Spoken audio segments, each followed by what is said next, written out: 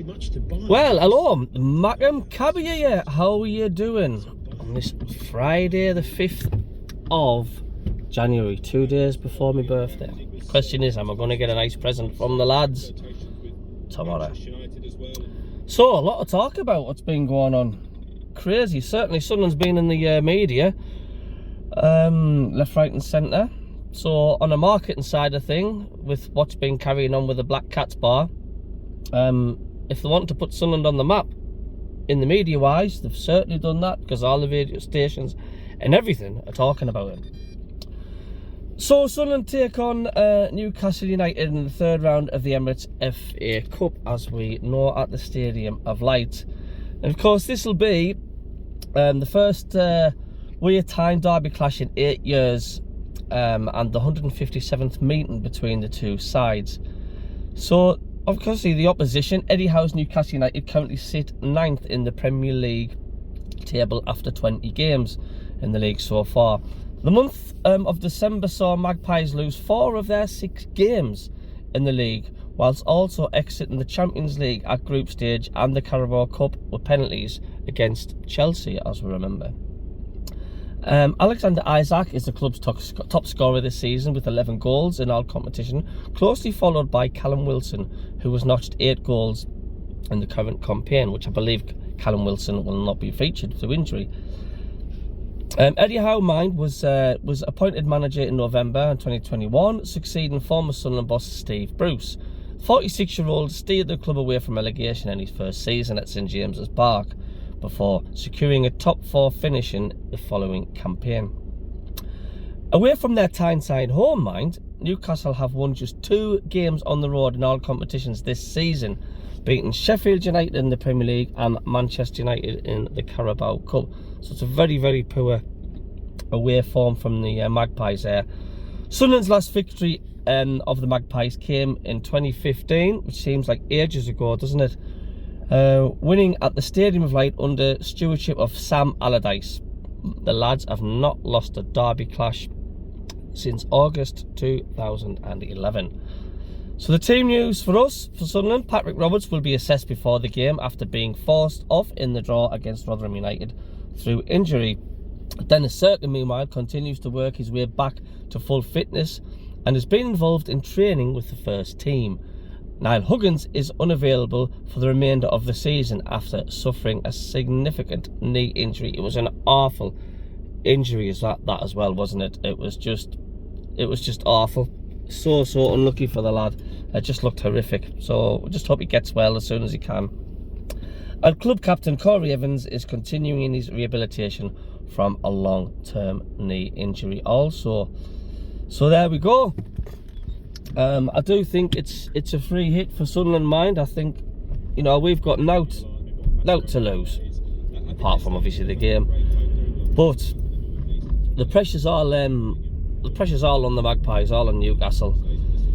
You know, they'll be wanting to put a lot of things right. But they're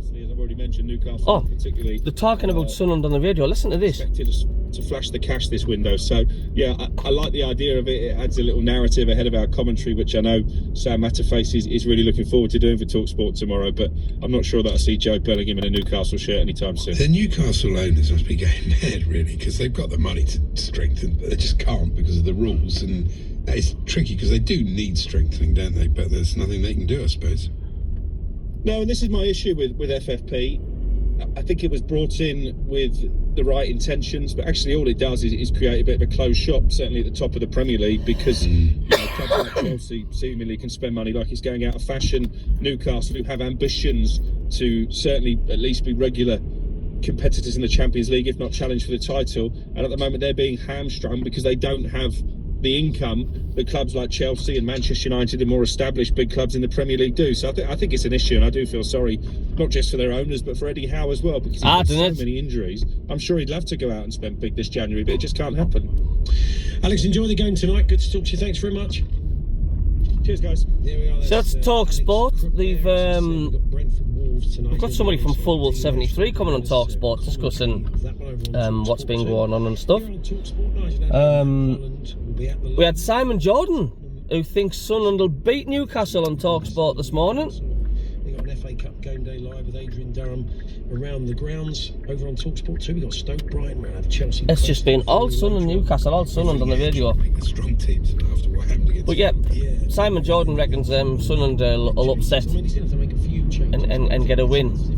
And he was impressed, Simon Jordan, how Sunderland have been playing the last few games. So all positive there.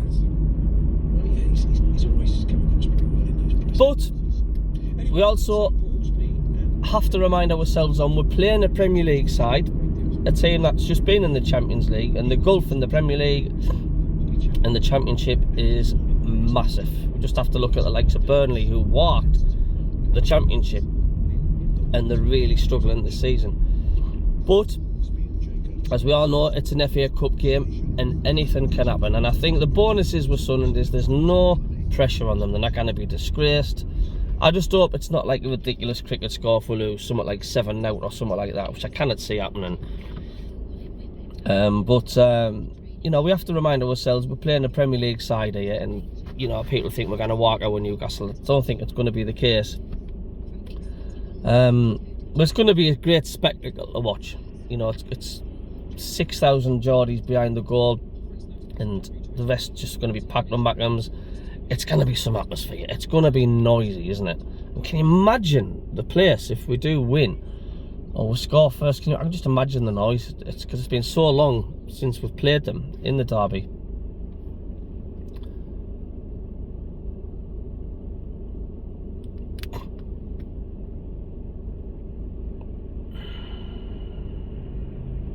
I thought someone was calling there, sorry.